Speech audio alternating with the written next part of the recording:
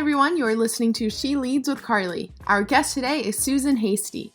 Susan is currently a board member and advisor and has extensive experience as a global software as a service leader for many companies, including Novell, Telligis, and Verizon. We talk about her career and how the common factors that she sees throughout her career really all come down to one important factor: the people. She discusses the importance of people at every stage of your life, whether it's the team you're building or the boss you're reporting to. At the end of the day, it's the relationships you build. Anyway, enjoy this one with Susan. I really loved getting to know her and talking to her. Hello, Susan. Thank you so much for coming onto my show. I'm so excited to just get to hear your story and learn from you. So thank you for coming on the show. It's great to be here, Carly. Thanks so much for having me. Yeah, I'm looking forward to the conversation. Yes, me too. So, Susan, you're a board member, advisor, and global software as a service leader. You were the executive VP of worldwide sales at Telligis, really leading this, startup to a successful strategic exit as it was acquired by Verizon, where you then took on another leadership role as a senior VP of global OEM business. And then prior to that, you were a VP of global strategic partners at Novell. So, Susan, incredible career, but take me back to graduating from University of Waterloo, major in CS, math, and honors in business. So tell me, at this stage, when you were graduating, what was going through your mind? Did you know where you wanted to go? How were you navigating this next step in your career? I don't think you know every chapter of your career. And I had the privilege of doing a co-op program at University of Waterloo. So when I was graduating, and it's one of the reasons that I specifically wanted to go to Waterloo, is they had a great computer science math program, but they also partnered with Wilfrid Laurier for honors business. So you could really experience, going from a calculus and a really deep math, track to cases and business, and the combination was fantastic. And with co-op, I had the opportunity to work for a financial services company, a software company, and in a variety of different roles where I could really see what I enjoyed, what type of company, because you could really pivot to any direction. Yeah. So co-op was fantastic, and I joined a software AG of Canada that was privately held. It was a startup run by a great entrepreneur, Bob Nickel. Okay. And worked with Software AG in my last couple of co-op terms, and then decided to join them full time as a program manager in their consulting business. And at that time, rapid application development and off the shelf, commercial packages were just coming to fruition. And we were really on the leading edge of that. So it was a great way. You would, go out and run these workshops with executives in, higher ed to financial services to manufacturing, distribution, and really understand what their business was, what they were trying to solve for, and how they were looking to leverage technology. So you were constantly drinking from a fire hose in terms of learning.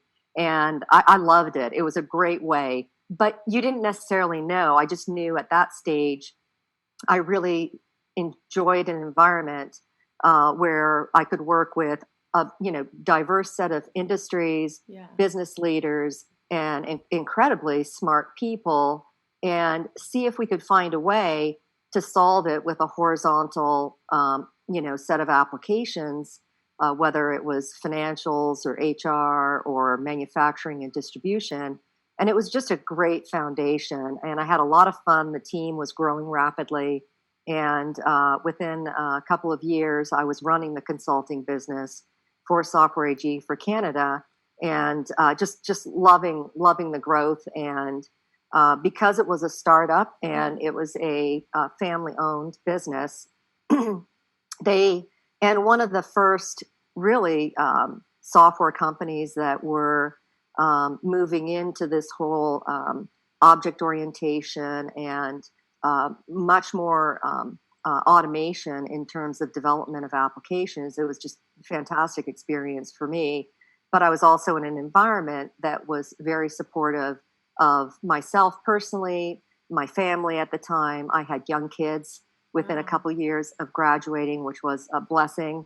And but running a consulting business with two very young children, it was great to be in that environment because I worked really hard and had amazing people, but I also had the flexibility with having support from an owner that family came first. Yeah. And so that really I was very, very fortunate to have that mentorship. Yeah. And okay, so I can go a few different directions, but first, how did you know, like what were some key tips or, signs that you knew going into the company before even saying yes, before accepting, knowing that, okay, this owner of this business, my manager, whoever it is going to be supportive, understands that I have a family, understands the importance of my value in family. How did you get a good sense before saying, yes, I'll work here and I'll thrive here and I'll grow? It's all about the people. Yeah. It's all about the people and the culture. High integrity, work hard, figure out tough problems and how to solve them in new ways too at that time that really didn't exist. And, there were great people there. So, and you're doing what you love and you're constantly learning. That to me, it's really is about the people. It's about the culture, having the autonomy, being able to grow. This young kid out of school, and all of a sudden you're running a business, and we were hiring so many people to keep up with the growth of the company. But we were really looking for people that would bring that passion and energy, and that wanted to roll up their sleeves because we were still a startup and growing rapidly. And then Software AG of Canada, the team developed some incredible technologies that in the end were actually rolled out worldwide to all of the other affiliates. Yeah. And, we became, very renowned as an innovator and leader within that whole ecosystem, which was exciting. So, yeah. It really is about that. And then, the CEO at that time said to me, listen, you're going to work hard, you're smart, but you're going to make other people a lot of money.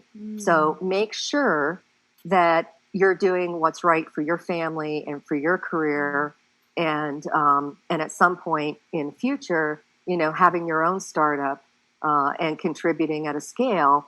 But he was extremely, both encouraging, tough.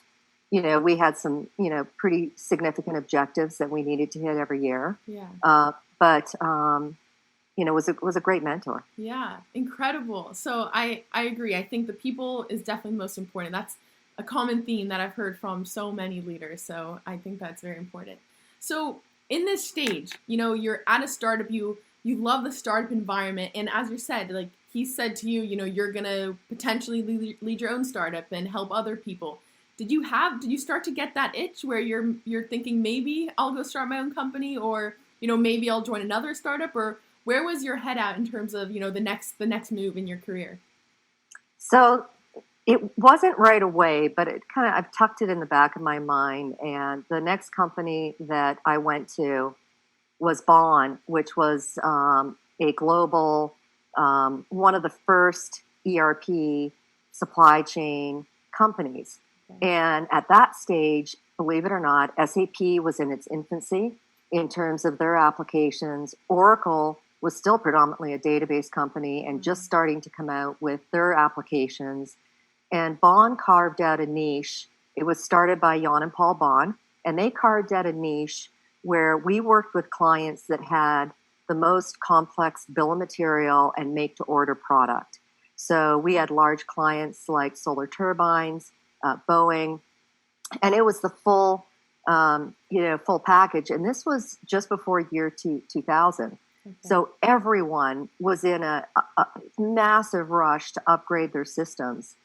And so we couldn't grow fast enough. We couldn't hire fast enough. If a client needed to meet the deadline to have, Bond deployed across the entire company, they needed to move very, very quickly.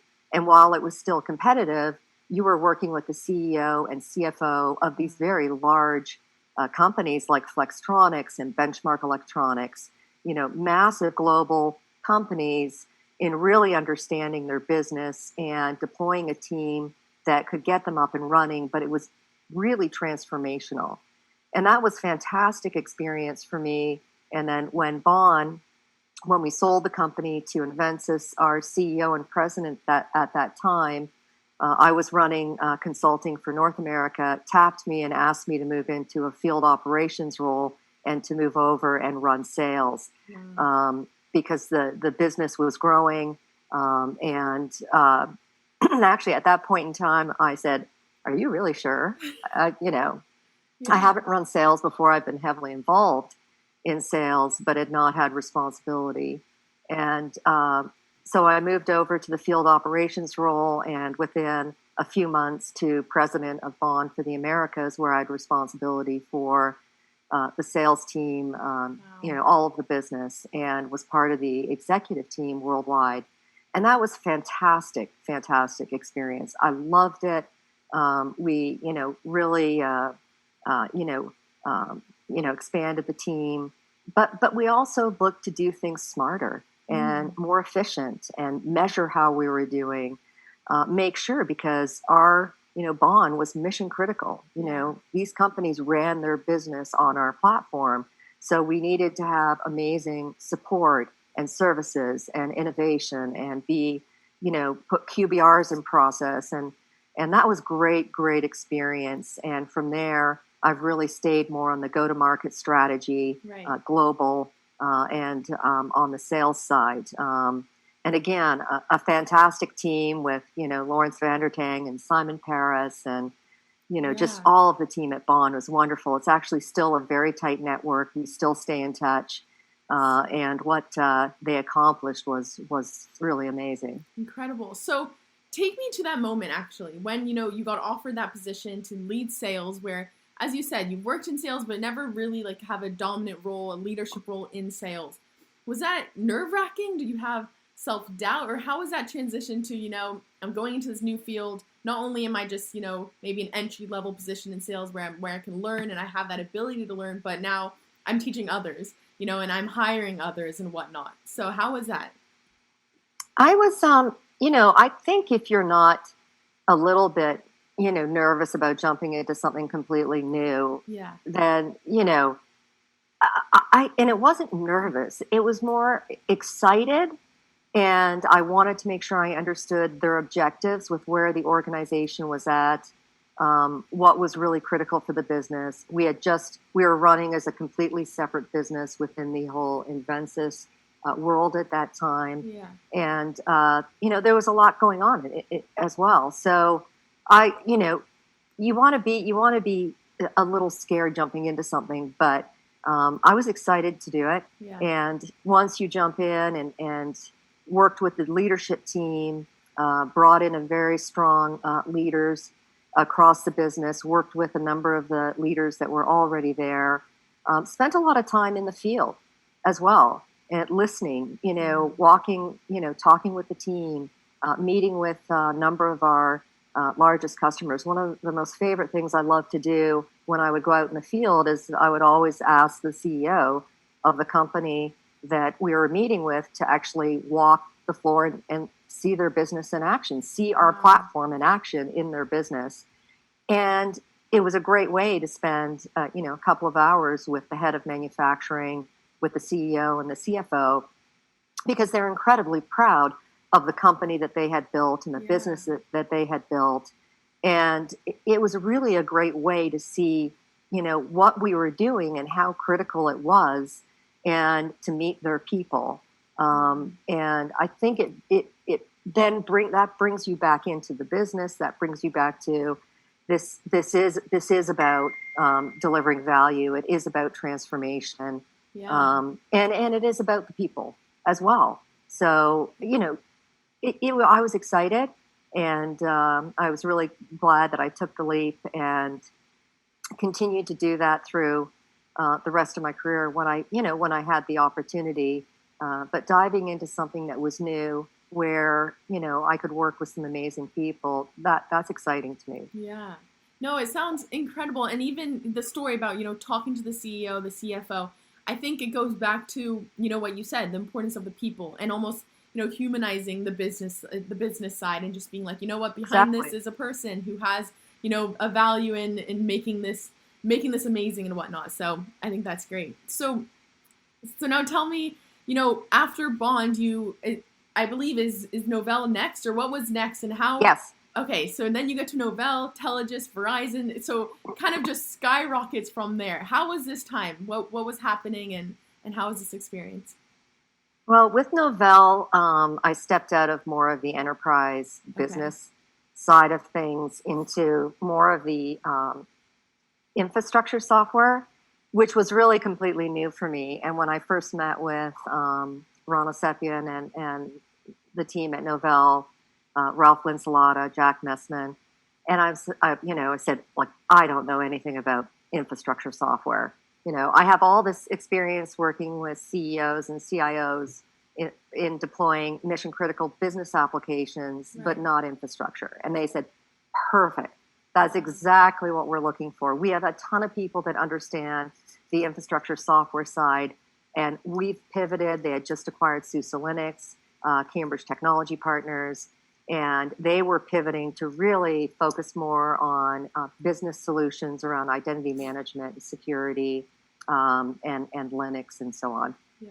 And so I joined running the Midwest, and then moved into the president role when Ron moved to be president worldwide Yeah. for Novell.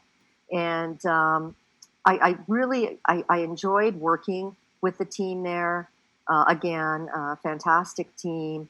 And we signed a landmark partnership with Microsoft Mm. after um, several negotiations that related to, instead of us competing head to head with Microsoft, where Windows versus Linux and Windows versus SUSE Linux, that they would actually endorse a Linux offering in the market, and we would work together on interoperability from a technology perspective to have our platforms work together. Yeah. And we would also work together to distribute Linux into the market, instead of having our sales teams and teams competing head on. We would actually partner. So I was appointed as, along with Susan Hauser at Microsoft, to form a brand new business within both of our companies, and to handpick the top talent to come in and build this business, where we would go to market with this whole interoperability. And it was quite controversial at the time when it was first announced. And so we needed to get some proof points very early, but we also believed in the value of working together. Yeah. And actually delivering solutions, because in the end, our clients, companies like, Walmart and Credit Suisse and others, were actually deploying both environments, and they really did need the interoperability. Yeah. And so we brought a team together in North America, and in the first year, we distributed, like a lot of SUSE Linux. Crazy. We had some objectives that first year, and we went out together and met with the largest accounts in the US, and we closed a very significant amount of business that allowed us to quickly gain proof points, to also have input from those clients into our partnership and what was important to them. And based on that huge success and traction, very rapidly, we then expanded to Brazil, China, Japan, Australia, all through Europe, and had just a great team that really went from competitors in this team to working. And it was in close partnership, where we leveraged the field teams of both organizations, but our team represented the partnership and really took the lead to bring the teams together and make this Microsoft and Novell SUSE Linux partnership successful. And I remember Susan Hauser and I, some of the technical team, were talking to us when we first, literally within a couple months of launching the partnership, we closed one of our first largest opportunities, and they were like, "But we haven't delivered all of the interoperability yet," and we were like, "Yeah, but we have." SUSE Linux, we have, Microsoft, we have the environment, and we have clients that want to be engaged. Yeah. And they believe in the partnership. They believe in what we're working on and delivering. And this is their commitment to that. And clearly, there was product market fit. Yeah. There was a unique partnership model that didn't exist. And there was a roadmap of deliverables that had value to these organizations. So that was so much fun. And So cool. I really can't say enough for, Brad Smith and Susan Hauser and the team at Microsoft. They were incredible to work with, and as well as the team, on the Novell side that we brought together. We really handpicked people that we felt would work well in this very fast-paced startup, building out a business, and would want to partner and really make a big impact. And that had a meaningful, very meaningful impact financially for Novell. And after doing that for a few years, I decided to jump into a pure startup with Telligis and moved to California and rented a house and put a mattress on the floor for a few months. I felt like I was back in college, actually. Wow. And joined Telligis to run worldwide sales. And again, it's a team that I had worked with. It was moving back more onto the business software side. Mm-hmm. And the company was quite small at the time, but they were looking to really scale their go-to-market, scale the business. And we were working with the largest fleets in the country to turn the lights on to their business through telematics, routing, optimization, compliance, mobility apps. So companies like, Coca-Cola, SoCal Edison, Asplund, AT&T, just incredible companies that having real-time visibility to their technicians in the field, to their safety, to, making, things operationally efficient, to providing customers with a delivery window, was very transformational. And then we partnered with the OEMs to actually embed our service, starting with Ford Motor Company, where Ford customers had an option to order their Ford vehicle with our service factory installed. And Ford was a great partner. We then, with that foundation, went on and expanded with, all of the major OEMs, GM, Volvo, Mac, and others. So, it's a lot of fun, a lot of hard work. Yeah. I was on planes 90% of the time for the first few years. So that was a bit crazy, but it was great. Yeah. So I'm wondering, so you've listed off throughout our conversation where you're talking about different companies, you've listed off a couple of names, and Susan was actually the only girl that you mentioned. So I'm wondering, through this time in your career, and even just kind of going into this heavy technical field, software as a service companies, whatever it may be, did you have other females to look up to, or especially you said you had 2 kids very early on, or I believe 2 kids, or you had kids regardless. So tell me, was this hard balancing it, or do you ever doubt, okay, maybe it's hard to be this amazing professional in the workplace, but then also an amazing mother? How was this balance for you? It's not easy, but I had a great role model, my mother. Okay. And my mom, worked her way up to become an AVP at a bank in Canada. I remember coming home from school every day, almost every night. My mom was, we'd have dinner, and then she would be studying every night, doing certifications. So I had a great role model, and incredibly smart, but also just very genuine and hardworking. And that's, she at a very young age needed to leave high school, partway through high school, to support the family.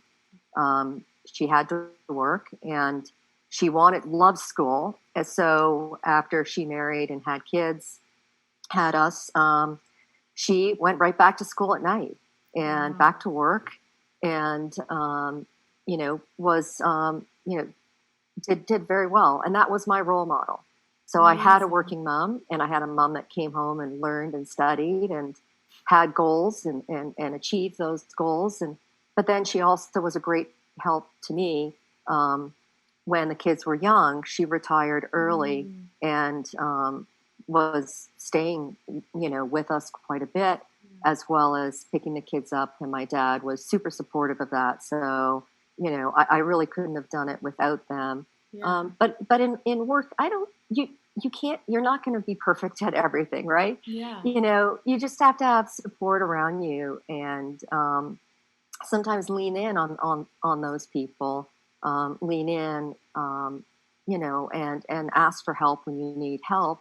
And, make sure that you build out a team that you can learn from, that you're working with, that you've got each other's back. You got to figure it out together and roll up your sleeves, because nobody's superhuman and, all powerful. Yeah. And there's great mentors, both men and women, that are there to support you through this. And it's not everybody. You've got to pick the people that you relate to, that you want to also help. It's a two-way street. Right. And, to this day, I'm still in contact with the CEO that hired me out of college to, Susan Hauser at Microsoft, and Ron Osepian, and many other, executives that are not just accomplished, but really great people. Yeah, no, it's incredible. And I think also you mentioned how, your mom working after dinner, and I think that hard work definitely translates to you and your role, being in these startups. That's a big part of being a startup, is just that scrappiness, that hard work. So I think it's hard. It's hard. And the companies that I'm working with now that are incredible founders and leaders, they're solving really tough problems. But this is really hard to do. And having been there, building a startup from very small and scaling it to a successful exit, it's you can work hard, but you have to be smart about it. Yeah. And it's not. You've got to be smart about it too. You've got to decide what's your strategy, and then execute on that. Stay focused. But this is hard to do, and so I'm loving working with the various startups, both that are in the San Francisco and Orange County area, and they're incredibly driven. It's been a very challenging year for everybody, right? And some of these companies have needed to pivot and to be very agile, but to also look at is there enough cash runway for the business, right? Making sure that we can, look at really managing our cash burn and spend, but also make the strategic investments that, in the long term need to happen for the growth and sustainability and success of the business. Yeah. And so that's been incredibly rewarding. And again, you're constantly learning in that process, but, between climate to, Black Lives Matter, racial to pandemic and everything else going on, being there and supporting these companies that are at a very exciting stage in their evolution is not only required, but I think, is really important to the long-term growth of these startups and of our economy as well. Yeah. So, okay, that's a great segue. So before we wrap up with fun questions, I am curious, what advice do you give these early startups who, again, as you said, like, this is a far from easy year. Like, there are so many unknowns. Things are just getting thrown at them left and right. What do you advise them to kind of deal with this adversity and try to get past it and move beyond it? Well, you can view a crisis like a pandemic, and it's been terrible in terms of lives lost and everything. Obviously, very, very sad. but we're providing, the livelihood and employment for families. Mm-hmm. We have customers that are relying on our technology, and we need to move forward. And even in a crisis, there is opportunity. And those that see the opportunity to pivot, one of the Rumbix is one of the companies that I'm working with, and they digitize a mobile first platform for construction workers. And they immediately, within a couple of weeks, rolled out a health app where their customers could manage and monitor the health of their workers, as well as many visitors that go on to these construction sites, some of which were deemed essential. Well, that was incredibly valuable for their customers. And so you need to look at, and they did very quickly, what can we do to help our customers? Because technology and digitizing, and you see that with telehealth, the crisis is horrific, but it really forced telehealth to the forefront, and to make sure that, whether it's insurance and Medicaid, that they supported that as a new process and as a new way. And I don't see it going back to where it was, where we all have to go to an office to see a doctor. Right. We could do it, over Zoom or over video. The same is true of businesses. It's more important than ever to embrace becoming digital, and to do it to provide better visibility and automation in the business, as well as ensure, health and safety. And so it creates, and has created for several companies, an opportunity, and one that, is really important to embrace. So it's not all doom and gloom. Yes, it's very tragic, but there's things that these companies can do with the assets and the people and the technology that they have to make the world better. Right. And to help companies get through this. And that's what they're doing. They're stepping up and looking at what they can do, to make things better. I love it. I think that's so great. And I agree. It's almost just taking the situation, not fighting it, almost just embracing this is the new reality. So given that, how can we make the world better? How can we impact? So I think that's excellent. Okay, Susan, so tell me now, what is a passion or hobby that you have that's just completely unrelated to any of your work? I love yoga. Okay. I love traveling. Me too. I love yoga retreats. Cycling. We've recently bought a couple specialized e-bikes. Ooh. And we're out biking that killer hill, Newport Coast by you, Carly. We're out cycling every chance we get, and just came back from sheltering in a hotel room and then cycling in Colorado. Wow. With our two boys, as well as in Napa Valley and Sonoma, which was amazing. Awesome. So anything outside that is very active related, as well as, I do really enjoy yoga. I love it. Anything active like that, I love it. And I'm a runner as well. I also enjoy running.